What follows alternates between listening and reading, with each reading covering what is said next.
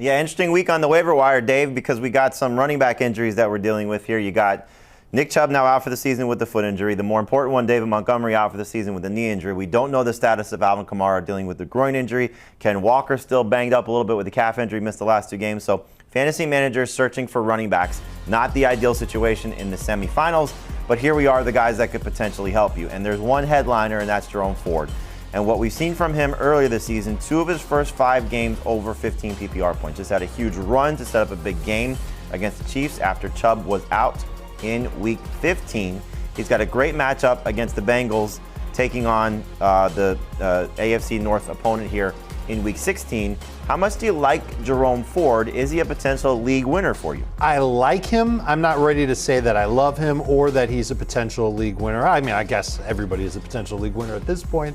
And if you are struggling at running back, or if you need to replace a running back, he will make a lot of sense. I love the matchup. He's taking on the Bengals, like you said, at least 15 PPR points to each of the last 4 running backs that this Bengals team has faced, including Tyjae Spears, who Ford kind of profiles as more of a pass catcher, certainly a speedster, not the same type of running back as somebody like Nick Chubb. So I could get into Jerome Ford as a low-end number 2 type fantasy running back. Just one thing to keep in mind, Dorian Thompson-Robinson, now the starting quarterback for the Cleveland Browns. In 3 games with him last year, never better than 11 PPR points or so.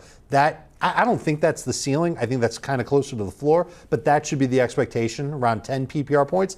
That's what he's done in the last 2 seasons, 9 of 12 games where he's had at least 14 touches. He's had at least 10 PPR points. Yeah, and my rankings will be updated. It'll be a little closer to what you and Heath have him ranked at. The thing that I like the best is in the last 5 games, 7 running backs have been 10.4 PPR points or more against the Bengals. So even if he's not a high-end starter, not a number 2 running back in the 20s that we're going to have him ranked, he still has a chance to be at least a flex. And so when you're talking about trying to save your fantasy team if you need a running back, or keep your opponent from having a good running back here, Jerome Ford certainly qualifies as someone you would like to have on your roster. Let's talk about Kendre Miller, because there's an opportunity for him as well to step in for Alvin Kamara. Has a touchdown in 2 of the last 3 games.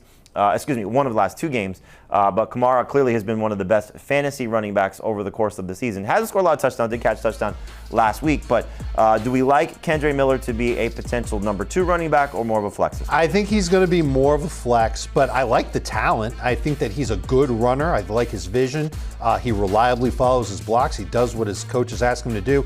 And now that Dennis Allen's not in New Orleans anymore, he's going from the doghouse to the penthouse on Bourbon Street with Darren Rizzi as the interim coach. And he should have a good opportunity to be the lead back for the New Orleans Saints if, and it's a pretty sizable if Alvin Kamara's out. When Kamara left the game last week, all of the running back touches and 88% of the running back snaps went to Kendre Miller. And the matchup against Green Bay, not that bad. 13 or more PPR points to 6 running backs in their past 6 games. They've taken on some really good running backs, so I don't know if he can quite get to 13. And that's the difference between Kendre Miller and Jerome Ford. With Jerome Ford, a safe expectation is around 10.4 PPR points. His ceiling is much higher than Kendre Miller. Miller, a good game for him, would be 10.4 PPR points. So he's going to be behind Jerome Ford in the pecking order. And part of what we're looking at here for Week 16 is what DST is going to help you. The Packers DST is going to be fantastic because you got most likely a backup quarterback starting because Derek Carr's out, and then you have a backup running back starting here in Kendre Miller. So the environment's not exactly great for the Saints. Also, don't forget that they could give Jamal Williams, a former Packer, some opportunities to play in Green Bay. Tight end's also a big position to look for this week because Evan Ingram, as we know, on IR. David Njoku might still be out with the hamstring injury, and you're looking for just guys that could be better than the Cade Ottons, than the Kyle Pitts, than the Jake Fergusons of the world. These 3 guys certainly qualify as potential options. Brenton Strange coming off a big game for the Jaguars. You got Stone Smart and then Chigo Okonkwo, all 3 guys looking like potential starters for this week. But Strange is the guy that we're going to say to go get it first. You see what he did against the Jets in Week 15. First game without Ingram since being placed on IR with a shoulder injury. 11 catches, 73 yards. He's been 9.2 PPR points or more in 3 of the last 4 games that Ingram has been out. Remember, he missed weeks 2, 3, and 4 with an injury. So Strange is somebody that the Jaguars seem to like, and Mac Jones seems to like. Should fantasy managers like him as well? I think you should like him a lot if it's full PPR. You could like him somewhat if it's half PPR. I wouldn't love him that much if it's non-PPR, though. Basically, every route that he ran last week, he's running anywhere from 8 to 2 yards past the line of scrimmage. He's turning around. Mac Jones is checking down the ball to him. That's his role. If the Jaguars can run the ball in this game, and they are playing the Raiders, so they might be able to run the ball, that's going to take away targets. If Brian Thomas Jr. goes nuclear, that's going to take away targets from him. So I think as far as just someone who could get 6 or 7 catches, 40 to 60 yards. Maybe you're hoping he scores a touchdown, although I think he'd be easier to cover when they're near the goal line. I think he's just in that PPR range. Top 12 in that format, maybe top 12 in half PPR, but in non-PPR, I'd be a little wary of him even with all that volume. Yeah, the one thing though with this position is, when you're chasing touchdowns for these guys, Trey McBride has yet to score a touchdown. Jake Ferguson has yet to score a touchdown. Kyle Pitts is allergic to the end zone. So I'm going to take a guy that has targets. So he's going to be a top 10 tight end for me in almost every format just based on his opportunity. Raiders are number 5 in most fantasy points allowed to opposing tight ends. We get to the wide receivers now. Thankfully, not a lot of big injuries at this position, but there are some guys that might be able to help you. More number 3 receivers than anything else, highlighted by Jalen McMillan coming off 2 very strong games. Remember when Chris Godwin got hurt against the Ravens, we thought, okay, McMillan was going to step up and maybe help in the absence of not only Godwin but Mike Evans, but he also was hurt. And as we saw Baker Mayfield leaning on Kate Otten, then it was Mike Evans when he came back. Well, the last 2 weeks we've seen 13 targets for Jalen McMillan, and he's really stepped up and performed with 3 touchdowns over that span. As you saw what he did here against the Chargers last week, 5 catches, 75 yards, and a touchdown, 18 PPR points. Davey's got a good matchup this week against the Panthers.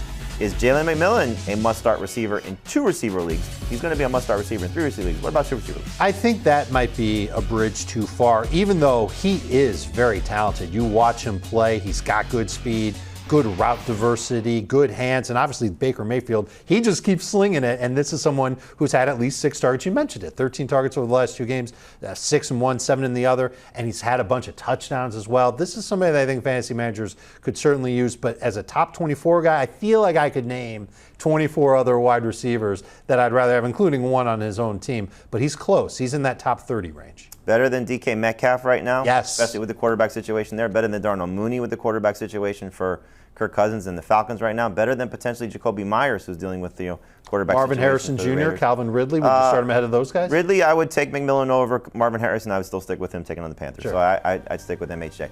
The quarterback situation here. And by the way, if you are in long-term keeper leagues, he's going to be rostered in Dynasty Leagues, McMillan. If you're in long-term keeper leagues, you're looking for somebody to pick up for next year, he could be the Godwin replacement long-term, or maybe the eventual Mike Evans replacement if he decides to retire at any point in the near future.